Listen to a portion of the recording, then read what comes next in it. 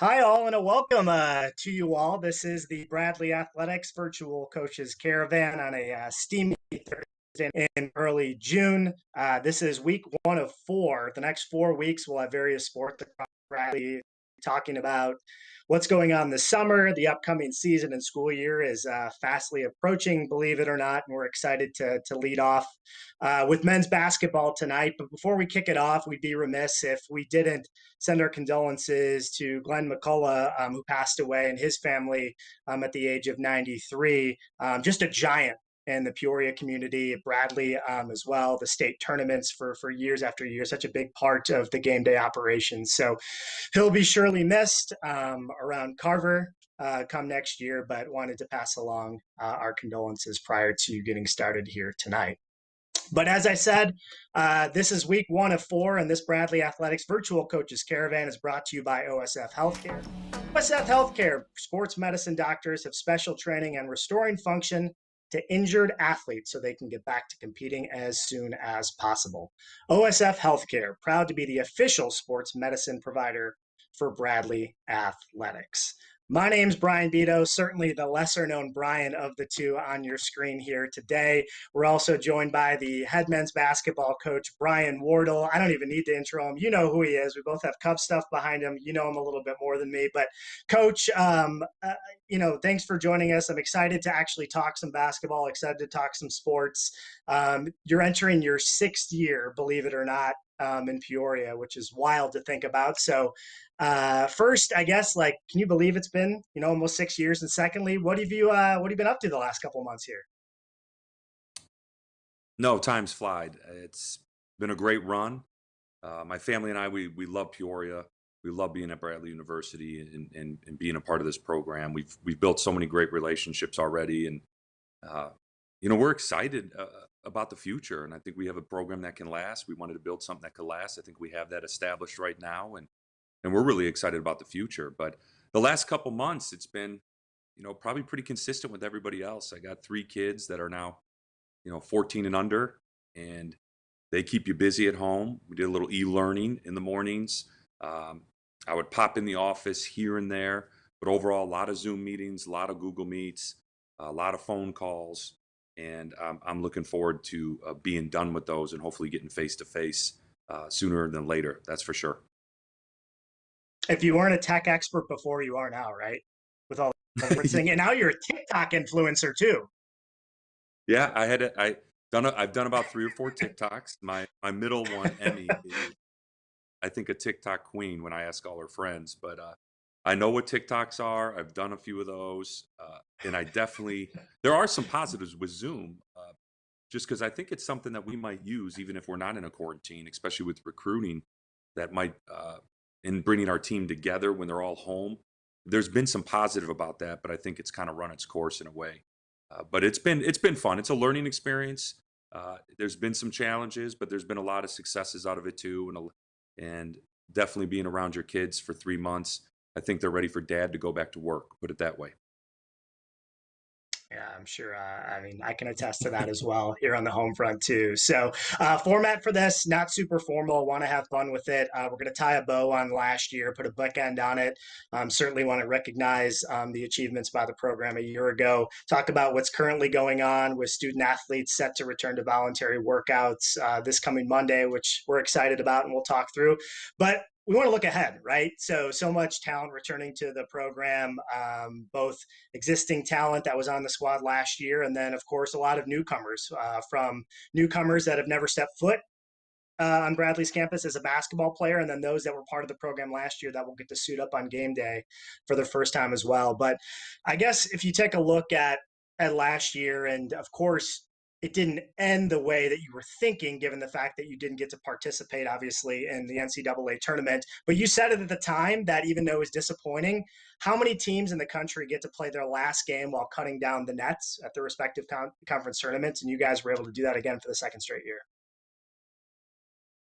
Yeah, well, it was a great accomplishment, obviously, but the nice part about it all is we knew we were in the NCAA tournament. There was no doubt, and there were positives to it all, with at least holding a trophy over our head, cutting down the nets.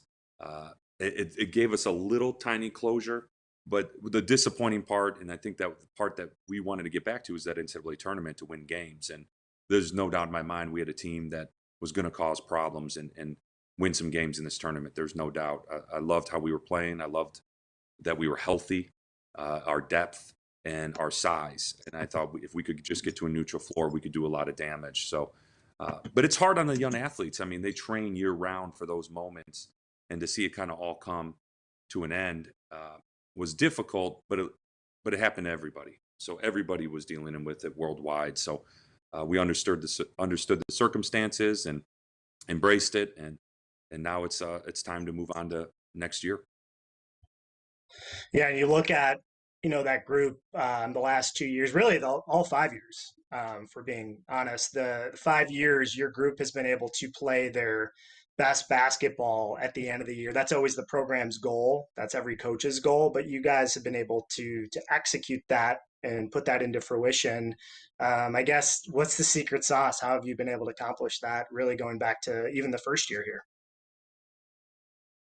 I just think it's kind of how we map out the off season and into the season, how we integrate things in practice, our practice time.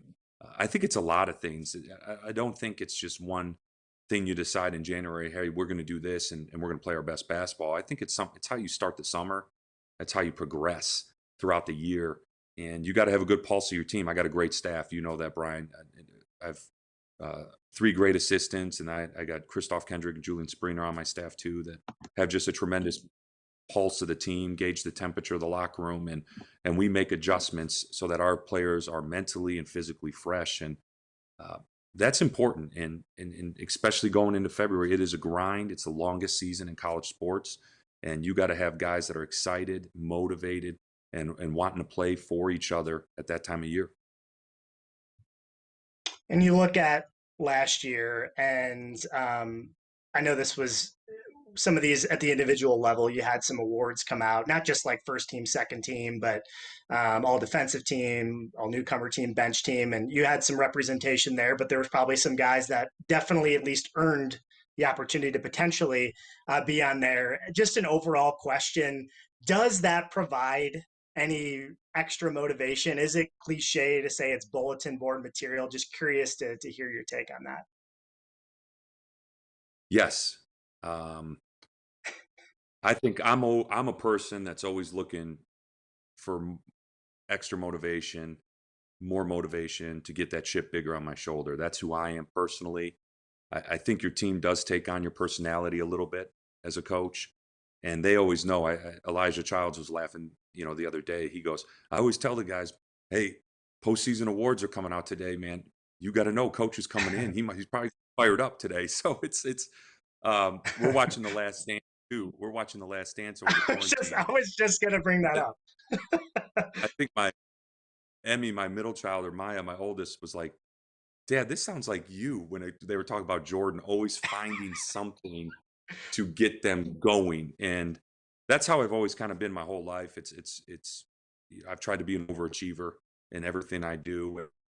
I don't know the healthiest way. I think I'm learning how to control it a little better, but that competitive edge, that competitive shoulder, you want it at its peak.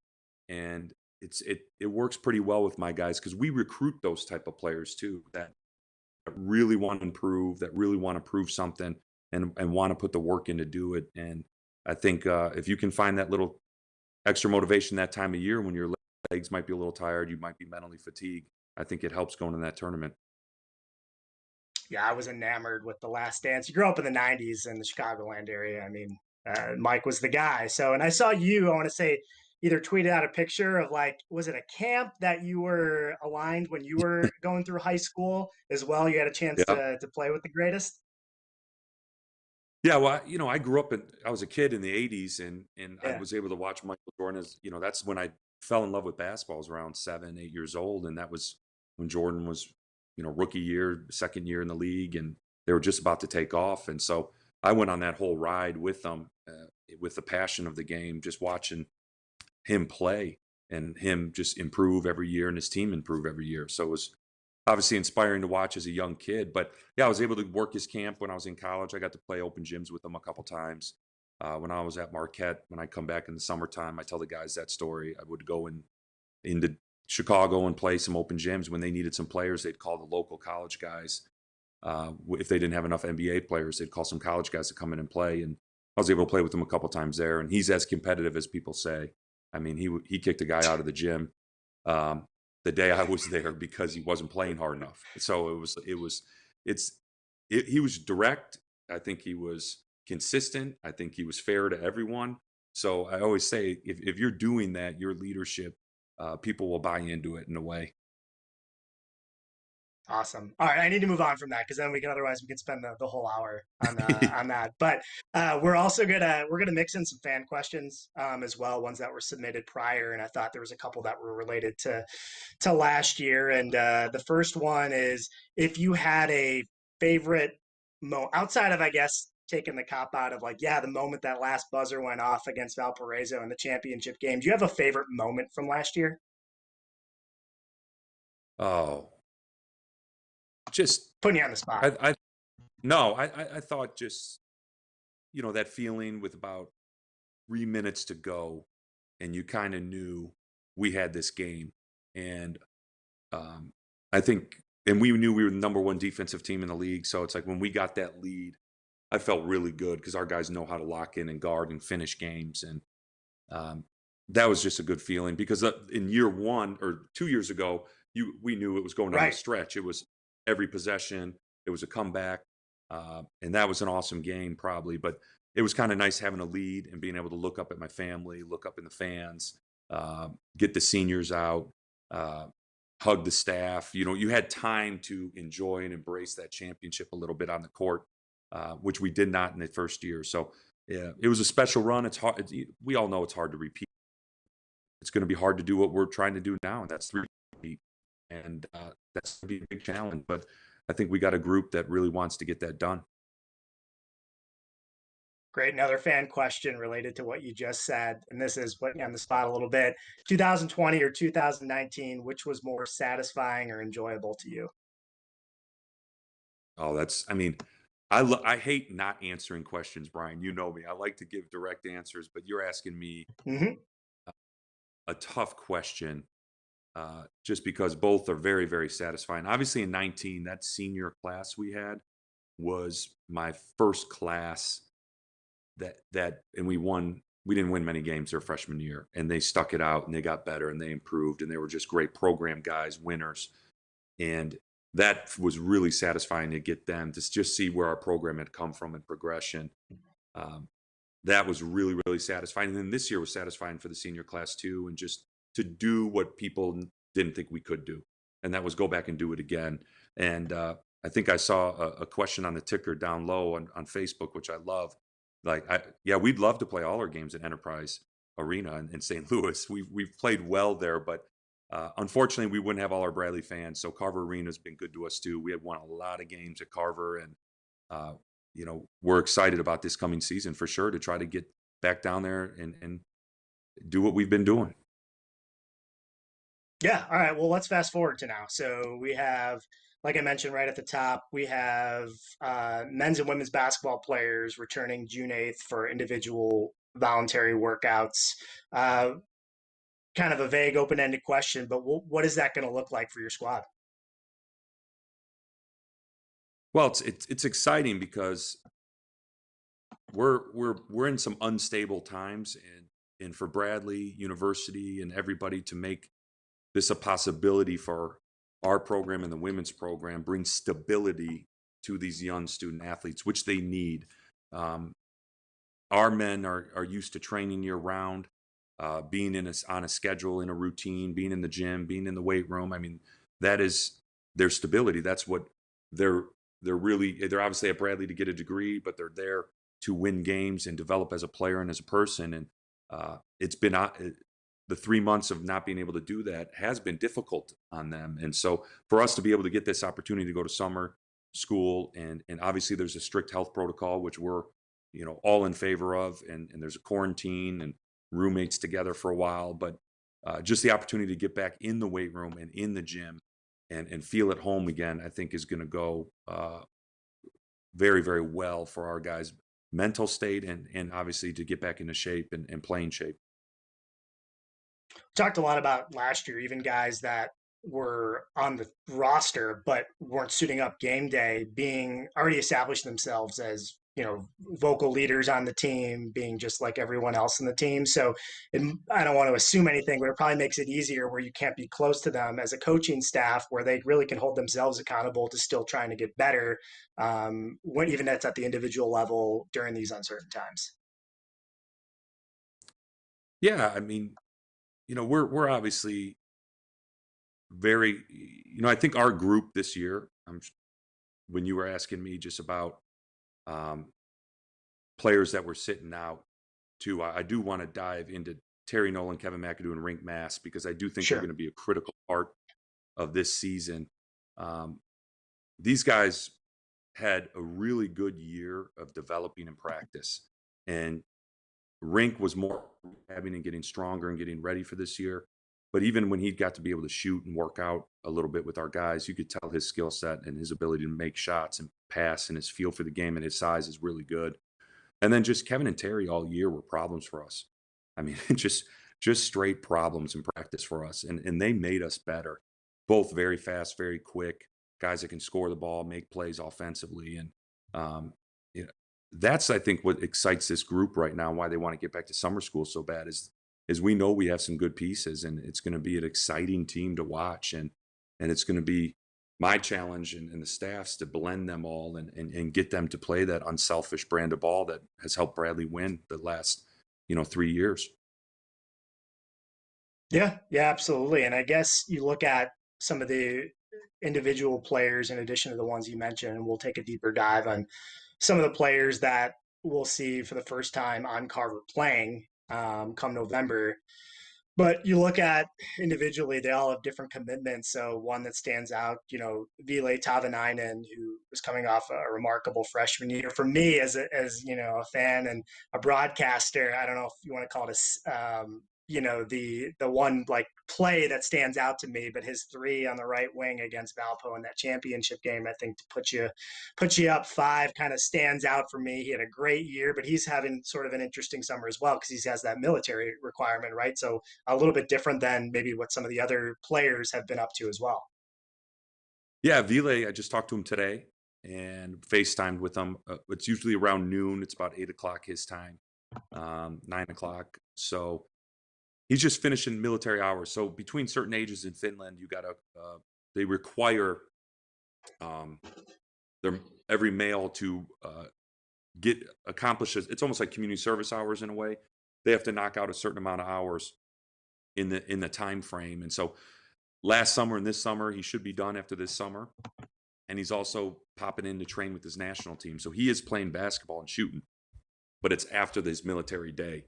And then he'll be training with his national team most of all of July. So he's on a very good national team. He's got a great coach. So we're excited. He's going to get better with the competition. Sure, he would love to be here, but when we recruited him, we also knew how important representing his country is, just like it is for Rink and all our international guys is. So we're all on board with that and support them in that way. But Ville is a young man that can really score the ball, shoots the ball. I know after the first 5 to 10 games, people were wondering about that because he didn't come out real fast for us. But we were very confident in him. His teammates were very confident in him because they saw what he was doing in practice. It was only a matter of time where he would break out in the games, and he really exploded on the scene and shot the ball very, very well and was a good 9 to 12 points every night for us as a freshman, which is hard to do. Yeah, and you look at getting back to like sort of the team workouts we talked about in the meantime, which is summers. Can you give the fans an idea like what would they be doing right now? Like how would the workouts typically be? How is this different than the normal off season and the normal workouts come summertime? Yeah, well, usually in the spring when season ends, we give them a good 2 weeks off, sometimes 3 weeks off. Um, and this time, and then we would get about 5 weeks of training in the spring, and that's coaches on the floor. We do small group work, 2 or 3 guys, really work on skill set. We shoot one on one. I shoot one on one with a lot of guys in the off season, just working on form, working on their shot. um, and different aspects of their game. But we weren't able to do all that. So this summer, what's different is the whole month of June is voluntary for the players. So they're back, and we have to follow a health protocol, like I said. So there's going to be hours blocked out for them and their roommate, but we cannot be on the court with them in June. We're hoping we'll be on the court with them in July, coaching and teaching them. But this is where you rely on your seniors. You rely on Elijah Childs, obviously, Daniel Kingsby, Jay Sean Henry as a junior, Ari Boya as a junior, Kevin McAdoo, and Terry Nolan as juniors. So we're going to rely on our upperclassmen to really drive, obviously on their own, voluntary, but get guys in the gym shooting and making sure that they're working on their games this month. But again, these guys want to get back to campus. They want to get back to their rooms. They want to get back to the gym and the training room, and they just want to have some normalcy. So that's the difference. We're just not on the court with them starting on Monday, and where we would be lifting 4 days a week and doing 3 individuals, and they would be playing open gym 5-on-5. We can't do any of that for a while. So it's going to be different, but it's better than nothing. We are not complaining. We're excited about the opportunity, and we need to take full advantage of it and make sure that we're staying healthy and smart too when we leave the arena. For sure. And obviously a lot going on in the world right now. We'd be certainly remiss if we didn't talk about a few things, most notably the events surrounding, George Floyd in Minneapolis, but not just him, really the systematic racial injustice that's been going on for several hundred years. I know that you and your team put out a statement on Twitter that was signed by the group. Chris Reynolds, director of athletics, obviously put out a statement too, very well worded, and said, have you had a chance to kind of talk to your team and have a dialogue about the issues at hand? Yeah, absolutely. We had a bunch of group texts. We had Zoom meeting.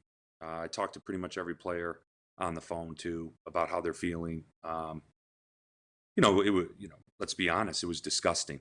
It was very upsetting. I teared up. My 2 daughters were, almost crying. When we saw that. It was not right. Obviously, everyone a part of it has to be held accountable, and I know that's going to happen. But for our team, it's just talking to your players. And I'm obviously a 40-year-old white man. I can't understand and feel what my black players are feeling, and all my black friends, because I have a lot of them, and people that I love and admire in a lot of ways. And so it's hard to really know how they're feeling, but I just ask them and let them vent a little bit. Ask them, well, let's do something about this. What do you want to do about this? Get their ideas. What can our program do to help raise more awareness in police relations and equality?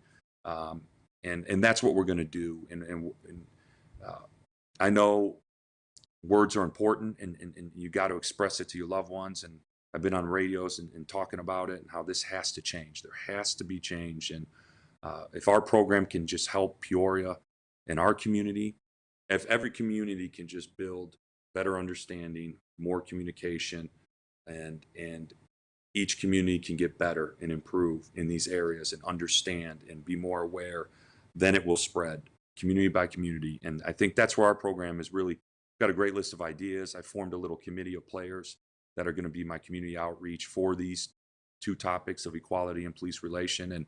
And hopefully we're going to dive in with the community and local leaders and get some amazing things done. And that's our goal is to bring about action, and not just one summer of action. I'm really big on let's be consistent with it every summer, so that we just have open dialogue and are continually talking about this, because we all want to see it stop, and it has to. And hopefully our team can be a great presence and role models in this area. That's our goal. Yeah, absolutely.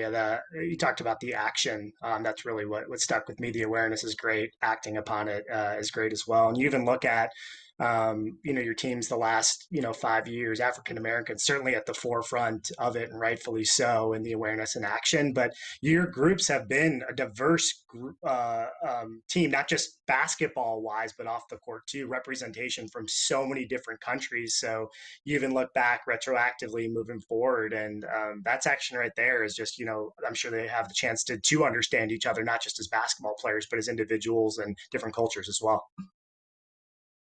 No, absolutely. I mean, sports can unify, and what sports does, and not just sport. I'm sure there's other avenues, but really, I've been in sports my whole life, and the beauty of it is, you can get a kid from the suburbs, you can get a farm kid, you can get a kid from the inner city, you can get a kid from overseas, you can get kids from everywhere, and they come into that locker room and they form relationships and they listen to each other, they communicate face to face to each other, uh, they get to understand each other, their differences. But what they find out is they have way more in common than they have at in differences. And that's the communication part. That's the understanding part and listening part that people just, they got to get out of their bubble.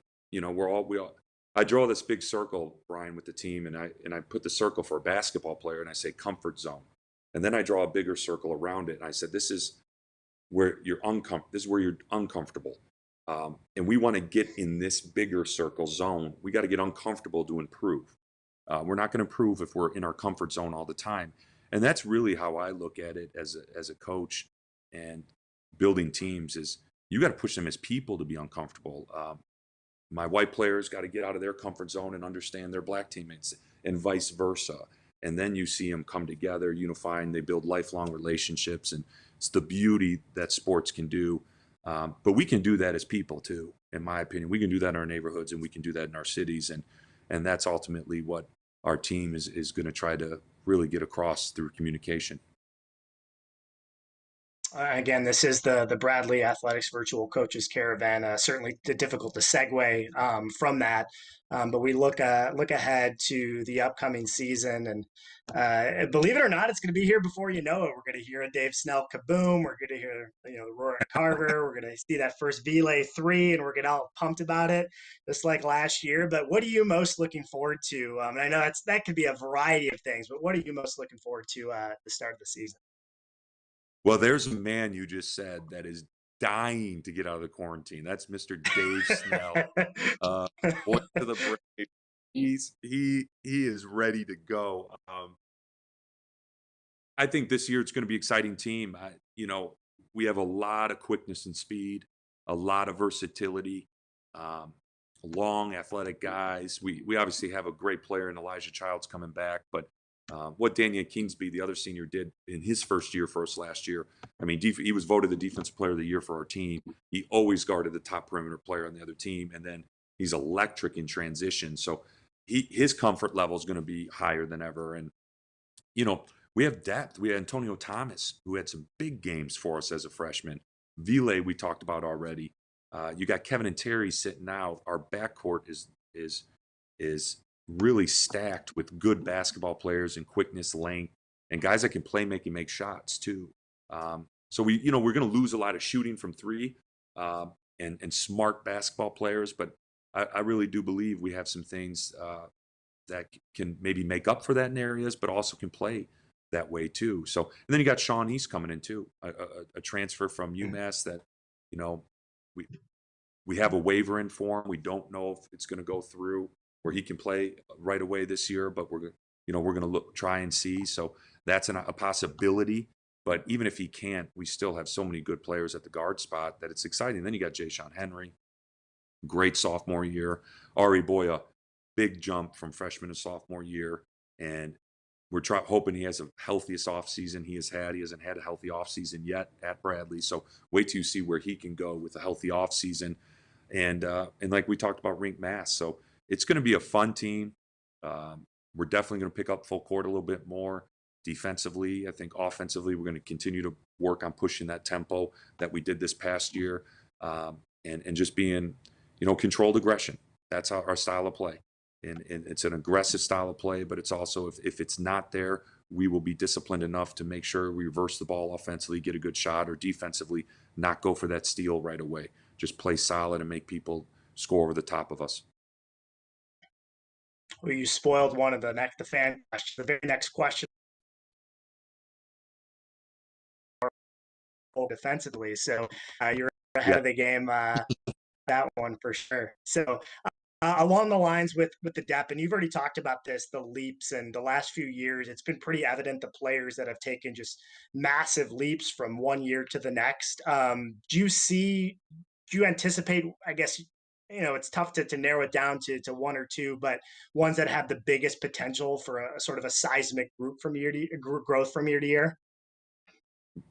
Yeah, I think Ari Boya is a guy that I think with Koch Bar being gone and being, a great role model for Ari for 2 years on consistency and how to bring it every day. I think Ari Boya, as long as his health stays intact, could have a really good junior year.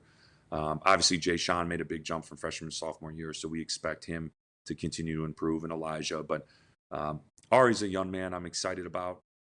And I'm also excited about everyone to see Terry Nolan, who sat out last year. I think was a player that made some dynamic plays in practice almost every day. High energy, talkative, vocal guy that I think is going to help our chemistry and really help not only defensively but offensively for this team, and his versatility. So that's just a couple, but Danier too, Kingsby. I think anybody that comes in for 1 year as a junior, they're usually much better their second year, and I think he's going to have a big offseason too. So it's going to be exciting. I'm excited for this group. I think it's a group too that's really got a lot in common, that are very connected already. And as long as those four newcomers blend in like we think we will, because we recruit, that DNA and those personalities, I think it's going to be a really close-knit group too. And you talk about Terry, and I feel like when I would get to Carver early for games, he was out like leading like layup lines and stuff like that. So it was already becoming a leader even before getting in for action for sure. So you look at just I guess last year you dealt with a lot of injuries. Elijah was out for a big period of time. So I mean, you can't underestimate, and I don't want to say like was it? It was obviously big when you have someone of that caliber go down. But how are you guys able to overcome that? And then second part of that question, do you think with a full healthy year, Elijah is one of those guys that can contend for Player of the Year in the Valley? Well, yes to the second part for sure. I think everybody knows Elijah's upside, and he obviously had a freak injury this past year with his finger that you can't really control. And I was proud of how he came back and how we started playing when he did come back again. But we were able to manage that. I just think, our identity was strong. We defended, we rebounded during that time. Jay Sean Henry really stepped up. Our seniors stepped up during that time and believed in one another. And it's that unselfishness, that play for each other, that protect each other, that we do every day in practice. It's not we just show up on game days and we play this way. We demand, I demand, my staff demands that we bring those habits every day. And it's just a habit of play. And we're going to be emphasizing that as soon as we can get on the court with the guys, hopefully this summer. And we'll get back right to the basics, right back to the fundamentals, and right back to our identity to build for this year. But that's how you sustain through injuries. That's how you sustain through an off shooting night. Is you got to have a competitive defensive rebounding identity every day. I believe in that, and it's helped our program grow every year. Yeah, that honestly triggered back a memory from last year. It was a game that you were on the other side of, but the game in Terre Haute at Indiana State, that first half when you had, 6 scholarship players. But you got Yeah. off, you went on that crazy run after falling behind early, and it was because of the identity that you mentioned and that team able to fight back. And I think one other point I wanted to address too is like when you look at injuries and everyone has them, you were rated with them last year, but it's not just the 2 hours on game day that you lose, it's the practice time room, it's actual bodies, right? So you lose that whole body of work during the week preparing for the game as well, correct? Yeah, it was in sickness too hit us at a high level. That's Um, right. and then boom, here comes, COVID-19 and the coronavirus. And it was almost looking back like, man, we had something running through our team, because I don't think we had 1 week where I had a full roster in the last 3 months of the season. And Rob Kroll, our trainer, really, behind the scenes was MVP. Eddie Pappas, our strength coach, they were working with these guys through sickness, through injuries to get them back to where they were healthy enough to perform and feel good. And it is when you don't have bodies in practice and you can't go 5-on-5 or even 4-on-4 or any full court, you got to keep your conditioning up. You got to stay sharp. And basketball is a rhythm game. And when you can get out of rhythm quick if you're not practicing and putting them in game situations, and when you can't do game situations because you're undermanned, it is difficult. I learned a lot this year. I've never had a year with this many injuries and just the sickness too. So hopefully that experience helps me be a better coach. If it does happen again, knock on wood, it will never. You talked a little bit about training staff. You referenced your coaching staff in general. I've talked about, even tweeted about at length about one of the underrated parts about this program has been, just the continuity of the staff and the work that they've done. And there's been some recognition as well. Jimmy Drew being one of those top 40 as well. Coach Mike too. I'll stop there just so I don't leave anyone off. But can you just talk about how important that's been to the program during your time here? Well, I've done a lot of clinics over this quarantine on virtual clinics, and they ask questions about how do you establish a culture at Bradley, and it starts with your staff and the people on your staff. You got to have guys around you that you get along with, you like being around, you can have open conversation with, you can not agree, you can disagree, you can agree to disagree, you can learn from each other, grow, and you got to have good people. And I have, in Mike Bargan, Jimmy Foster, and Drew Adams, I got 3 really good people, competitive, intense, but we're all different personalities. You know that, Brian. It's like, it's like recruiting. I'm always trying to put together a puzzle. Not every piece of the puzzle is the same. We're all a little different as players, and we're all a little different on the staff too. But we're good guys. We're highly personable, highly professional. And we have a really good camaraderie and chemistry. And when your players see that every day, they see you guys be honest with each other. They see you have trust. They see you have a great relationship. It carries over to the locker room. I truly believe that. And I've been very blessed to have my staff. I know I'm not going to be able to keep them here every year. I've been lucky to have them this long. But I think they know they have a great say in our program. They have ownership in it. I'm not my idea, it's idea meritocracy. I always tell people that's how I lead. Idea meritocracy. The best idea wins. And that, I think they respect and appreciate that, because a lot of times their idea is much better than mine. Majority of the time, put it. Just like at home, right? Same thing. Yes. Your ideas are My always wife, better than yours. Lisa, yeah. Yes, that is definitely true. I'm maybe 2 out of 10 times my idea might be there. We'll see though. So you look ahead. We talked about some of the new guys coming in. My earbuds are falling out. Talked about the red shirts that are coming in with Kevin, T. Nolan, Rink, and then talked a little bit about Sean East will be joining the program at some point. Massive year at UMass a year ago in the A10. What about the others? So you have Connor, Darius, as well, Jason. About kind of what they bring to the group as well. One, really good guys, really good students. They're going to represent our program. They're fit with the championship DNA. That's what I call it. I call it championship DNA. That's all I want to coach. And that's your internal makeup, your character, your work ethic, your toughness. You love the game, family, the family you come from. They all come from really good families. So that's exciting to me. Is just I think they have that DNA. Now they're going to learn what hard work is here. When they get to campus and they understand how champions train at this level, it's always an eye opener for freshmen. But I think they're going to listen to the upperclassmen and buy right in to what we're doing. And so I'm excited about that. But Connor Linky's a lefty, 6'9", wide shouldered, love his body, his potential to grow and get stronger. Shot blocker, got great timing, very good instincts, good passer, can shoot the ball. Is going to get better, but defensively, he's got great awareness. He knows how to help, recover, block shots, rebound, and he's really conceal offensively in the post. So Connor's going to be great. I think he's a great kid. He's going to be great to have every day in practice. He's going to learn so much and he's going to get better quick playing against the competition every day. And then Darius Hannah is a really talented, long, skilled forward that could really put it on the floor and play make at his size, block shots too. He's another lefty.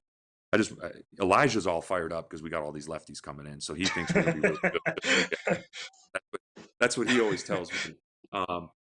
But Darius is a talent. He's a talent. He'll shoot the three, put it on the floor. He'll go inside. He's gonna be really fun to work with. He's got to get all of them have to get a lot stronger. So their bodies got to physically develop. I've done a great job. Our strength coach in the weight room.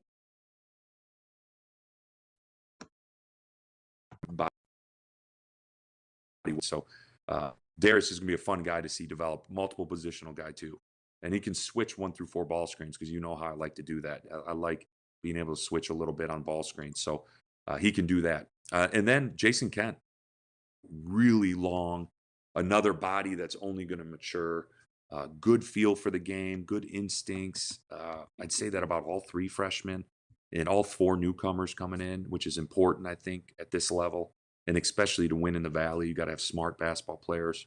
But Jason Kent can really shoot the ball. Smooth shooter, great release, can shoot it from deep, can come off screens, and will go off the bounce. And he's a big wing, and you don't see a lot of guys like him in our league. So I'm really excited to work with him too. So, and we're all good guys, easy to talk to on the phone. I've never had 3 freshmen when I'm talking to them be like, "Hey, coach, how are you doing? How's your family doing?" I mean, they're just guys that can dialogue and are personable, and I think they're going to fit right into our culture.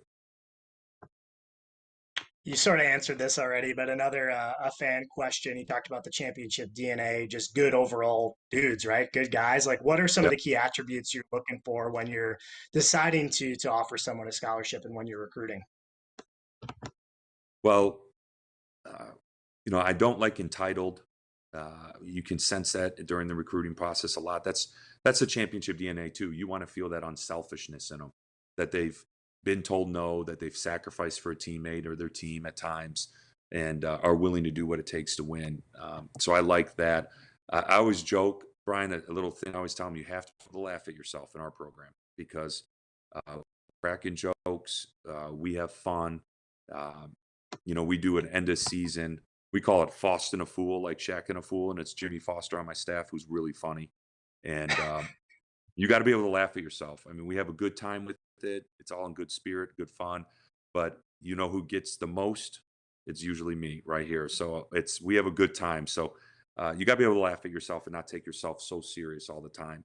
I think that's important, that humbleness in our program. But feeling IQ, I always say that knowing when to shoot, pass, and dribble is very important. You got to have a good basketball IQ, which means can you pick up a play?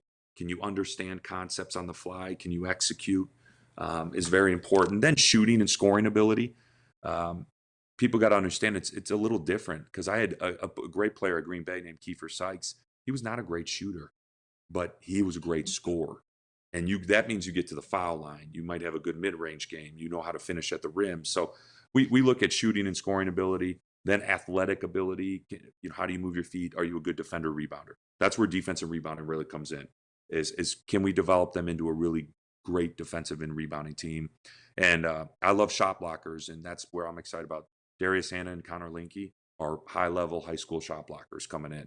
So that adds with Elijah, Jayshawn, Ari Boya. So I love having shot blockers, as we know. And then, position, size for position is really important. Where do I project them playing?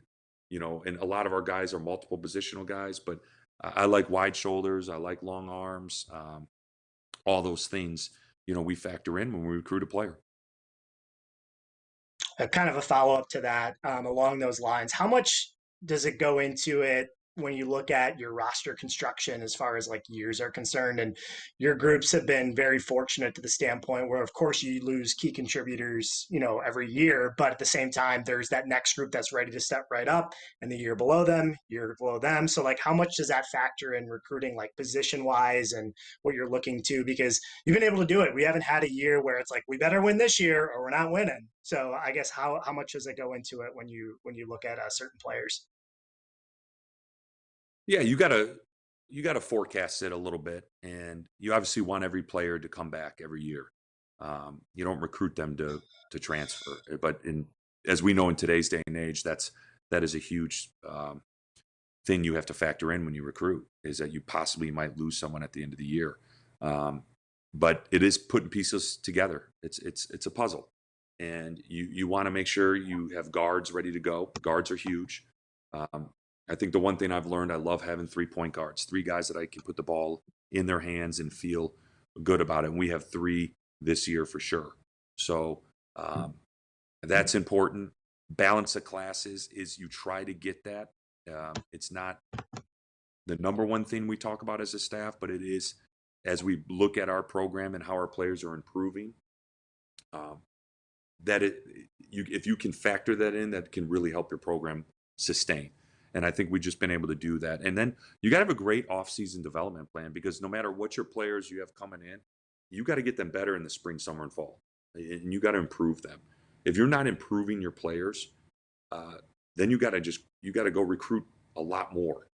And I think I've just been proud of how our players improve, and how they add maybe one or two things every year to their game, and that's what we work on in the off season. And if you can improve them, develop them in the off season, try to balance your classes if you can, but more importantly, just retain your players and re-recruit them at the end of the year to make sure that they feel good about Bradley and what we're doing. It can be a good run, and that's what we're trying to build here. All right, one last roster question before we get into the schedule, the Valley next year. And this is a fan question. Your starting five. The season starts tomorrow. Who's the starting five? That's what they want to know. That's what the people want. I know. So do I have to give him an exact answer, Brian? Because this is a tough one. I have no idea. I mean, honestly, but I mean, if I'll always go with veterans that have played a game for me in the Valley. So I mean, if you're going that route, you're going to go probably,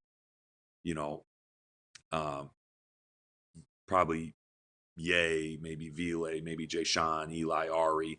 Then you got Tone, and I mean, you got a lot of options, but you'd go with those veterans probably right now that have played a game for you. But this summer, I can tell you this, is going to be really competitive. It's going to be really competitive, and my job is to make sure it's really competitive inside those lines. And then when we step outside those lines, we're not competitive anymore. We're compassionate, and we come together.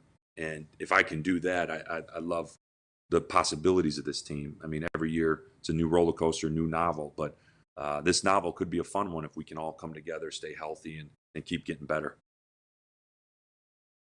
Again, this is the Bradley Athletics Virtual Coaches Caravan, brought to you by OSF HealthCare. Again, next week, join us same time, I believe. It's next Thursday for sure. It'll be Coach Gorski and the Bradley women's team doing the same sort of back and forth Q&A that Coach Wardle and I are doing here tonight. So we appreciate you joining us. Looking ahead, so I think just an overarching question in general, we can get to some of the specifics. I'm always so intrigued, and I think a lot of people are, so I know there's a lot of posturing and like, hey, who should play who, and will they play this team, or will they go on the road? These major teams go on the road to these mid majors, and all that, minutia and terminology. But I guess to ask you, like, when you're looking at making your non-conference schedule, like, how do you go about doing it? What type of teams are you looking at? Well, it's a challenge every year, and really, I always have a coach on staff that me and him every day. I mean, we'll spend an hour to two every day on the schedule in the off season. I mean, it's really difficult to do. There's websites that we go to, college scheduling websites that people post dates. And once we get our dates from Carver Arena, then we can try to put together when we want to be home, when we want to be away. And then we get on these websites and start emailing our personal networks and phone calls and texting. And seeing who's out there interested. We always hit pretty much everyone in the Midwest about their interest level in playing us in a home and home or buy game or get bought, whatever it is. We just start communicate like crazy, and it's always a challenge because then it's never done in scheduling until that contract gets signed by both teams and it's in, and then the game is go. So we're excited. Obviously, I know people talk about and know about the Missouri game. I think that's that's going to be a great game for us after Thanksgiving. A great challenge for us, but we're really looking forward to that. Our Paradise Jam is going to be a really good tournament, challenging teams. You may not see like big high major teams, but we're playing a lot of teams that are going to have a chance to win their league. So how we've built the program is trying to play winning programs. And now where our program's at, we want to play championship level programs. So it doesn't matter what conference. We want teams that we think are going to finish in the top 2 or 3 of their league and have a chance to win their league and win 20 games or more, because that's going to how it's going to help our net.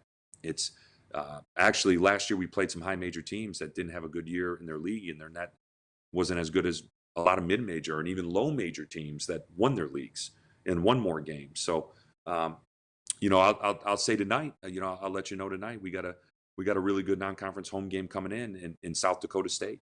And South Dakota State is a team that's won a lot in the Summit. They return everybody. No one wants to play them, but I know their coach. They hit us, said, "Hey, we'd love to come into Bradley. We'll do a home and home." And it's a winning program that is always contending for championships. And they were a net 124, 125 last year. They're probably going to be even better next year. And so that's a game that's coming to Carver. And those are the teams we're trying to play. We're trying to find teams that are going to win their league. And then obviously we're always trying to get a high major school back to Carver, but that's becoming more difficult with all these leagues playing 20 games now. So they used to play 18. They used to play 16 back in the day. 16 conference games, these high major. Now they went to 18. Now they're at 20. So that takes away 4 non-conference games, and they do a lot of battles between the leagues too, where the SEC is playing the Big Ten and vice versa. So it's made it more and more challenging over the last 5 years to get that done. But we're doing our best, and when your program's better too, and you return some good players, and they see your record at Carver, that doesn't help the case either to get home games. So we got some challenges, but if we can keep getting teams like South Dakota State, it might not be the biggest name. They've had recent success though, been to the tournament recently. Those are teams though that I think are going to be in the NCAA tournament and making noise at the end of the year. So it'll be a great challenge for us. That's exciting. So South Dakota State coming to Carver next year, and to your point, and even last year we had, you had Radford come in as part of the Rocket Mortgage Classic, Norfolk State, if I said that correctly. Toledo was a team to pick towards top of the MAC, Georgia Southern, stuff like that. So even if they don't have the name stature per se, these are programs that are consistently towards the top of their respective leagues. Yeah, and what we do, Brian, is we look at their net rating from this past season. And then, we instantly get their roster out, and I look at who's coming back. What do they have back? Do they have their point guard back? That's always big. If they have a good point guard, they're probably going to be a pretty good team. What's their roster look like? Oh, they returned 7 out of their top 8. They returned their starting 5 or 4 out of their starting 5. Well, are they a winning culture? Are they a winning program? Do they consistently win? You want to play those teams, and so. It's all hypothetical. We're trying to project and see into the future of how this team is going to play out. And sometimes it doesn't work out for you. Sometimes the team you thought was going to have a great year does not. And whether it's injuries hit them or they just didn't come together and click, it's hard to know, but you try to do your best. That's for sure. Moving ahead, looking at the Valley slate in general, of course, you'll have 18 of those games as well. So We talked about the firepower coming back in the newbies for Bradley. There's obviously a lot of returners for teams like Loyola. That's turning into sort of a fun rivalry with them being somewhat new to the league. I'm not ready to call them the team up north like it's an Ohio State Michigan thing, but Northern Iowa's returning a lot of folks as well. A lot of other teams. So I guess with that being said, you look at the Valley's been a single bid league the last few years. What does the league have to do to become a multi bid league? Well, we talk about all the time in our conference meetings. It's comes down to scheduling and investing money into the schedule. I think we got to play home games. Um, the fact is, you go on the road in the non-conference; those are going to be really, really hard games to win. I mean, if you're playing 5 to 6 road games in the Valley, that is not a good thing because it's going to be hard for you to get enough wins in the non-conference because our conference is so competitive. You got to factor in if I win 12, 11, 12, 13 games in Valley, that's a heck of a year. And uh, so you need to get wins in the non-conference. So just investing in your scheduling, getting in the best exempt tournaments you can, uh, getting 6 to 8 home games, 7 games, probably preferably at home is critical. I think if our whole league can start doing that more, um, and obviously winning. I mean, you got to win. I mean that's just factor that in right away. Winning, you must win. But the schedule is critical, and then obviously having a little luck. You got to have your opponents have good years, and yeah, I've had as a head coach, whether it was at Green Bay and even at Bradley, where they surprised you and had a monster year, and their net was really high, and you didn't anticipate that. Like you need that sometimes to be able to get in that large bid. I look at, I think it was Belmont, not this past. Obviously, we didn't have a March Madness this past season, but the season before, they played Lipscomb in a home and home in the same year, and they beat them twice. And Lipscomb ended up being a quad 1 game and a quad 2 game for Belmont. They do not get into the tournament as an at-large bid if it wasn't for that team, Lipscomb, who had no one expected that type of year from them. So a little luck has to factor in there too when it comes to getting those at-large bids. But winning games is obviously number one. Last fan question, then we got to wrap up here pretty quickly too. But I mentioned a couple already that are returning a lot. But which teams are going to be the biggest challenge for a three-peat next year? Oh, I mean, I think there's gonna be some really good teams in our league. There always is. We have great coaches in our league. I know there's a lot of good coaches out there, but our league is so well coached and well prepared. It's a challenge every year. Um, but who knows? Probably Bradley. No, we'll probably be preseason 8 or 9 or 10. Just put it that way. That's probably how it's going to work out. So that's how It's it the works out every bulletin year. board material. That's the extra motivation we were talking Oh, about. no doubt I will have some in these preseason pickings, but obviously Northern Iowa and Loyola. Northern Iowa and Loyola. I think they've been preseason 1 and 2 the last couple of years. So we'll wherever we're at, we're fine. We just want to stay healthy, compete, win at home, and then put ourselves in the best position and come March and Arch Madness, and then let's toss it up and see what happens. So we're excited about whoever we play and wherever we fall. Again, preseason rankings are preseason exactly. So you just never know. Awesome. Well, before we wrap up, season ticket renewals went in today. I know there's a lot of those have already coming in. Outside of every reason we've been really talking about for the last 57 minutes or so, I guess why should fans go about renewing, and why should new fans kind of jump on the opportunity to buy season tickets this year? Well, renew your season tickets and tell your friends to get them. And the reason is it's Bradley basketball's back. I mean, I don't think anyone can doubt that. It took our fans have been patient, and I really respect and appreciate that. But it's back. It's back. It's an exciting product in Carver Arena. The fans have helped us get to where we're at right now. Our department, everybody, our support.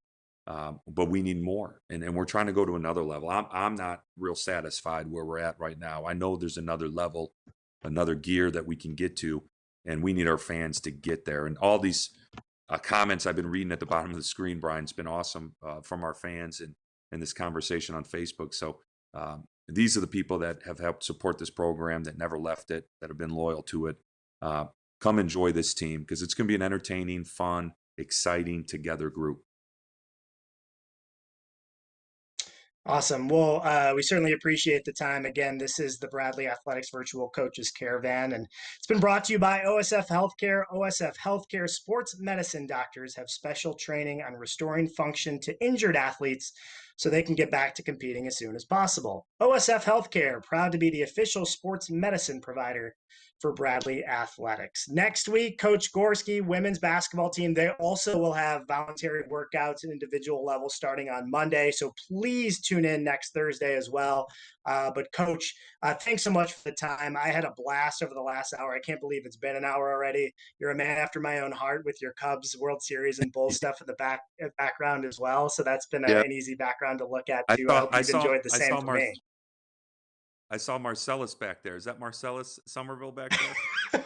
Little bobblehead. That is Marcellus Somerville, number I 15. talked That to was his bobblehead night my junior year. I talked to Celis the other day. He's a great guy. So that's fun. But I had a blast, Brian. Always. I really appreciate everyone for putting this together, and let's do it again. But hopefully in person. Yeah, I'll probably be about 80 degrees colder the next time I see you, but I look forward to it. Maybe we can do something virtually in the meantime, but appreciate it all. Hope the Yep. fans and everyone that watched it enjoyed it as well. And till next time, again, join us next week. But for Coach Wardle, I'm Brian Bito. We hope you enjoyed the show tonight. Thank you.